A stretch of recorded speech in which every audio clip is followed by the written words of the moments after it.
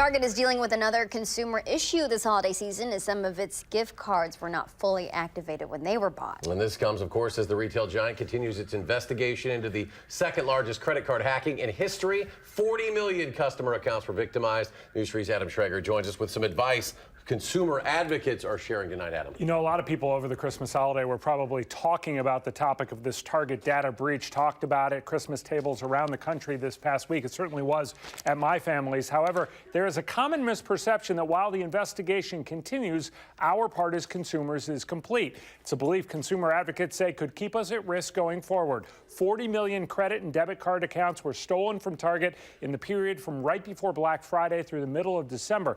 Now, the initial reaction from many people was to check their statements to make sure there were no erroneous charges on there. But if consumers simply stopped there, they'd continue to be potential victims in the future.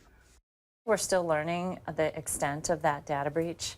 I think that it could be, I mean, those credit card numbers could be resold.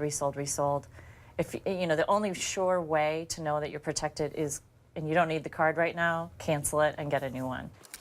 The Justice Department and the Secret Service are involved in the investigation. There have been no updates on that over the last week. The single best thing you can do besides getting a new credit or debit card is to order a free credit report. You are allowed one free credit report every year from each of the 3 major credit reporting agencies.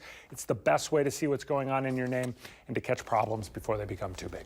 Oh, my goodness. Such a mess. Yeah, it is a mess, and I'm going to have to use cash. All right. Thanks, Adam. Thank you. Take care. Well, even though the farm bill expires at midnight, ag experts say milk prices won't spike right away. There had been some concerns that the lack of a farm bill would impact milk prices, but Ag Secretary Tom Vilsack says that a dairy spike won't happen right away. He will not implement an old subsidy formula from the 1940s that would push prices higher. Dairy economists say there's time, even if the USDA does start to allow support at higher prices, that it would take several weeks for that formula to settle into current dairy prices. That's due in part to strong demand.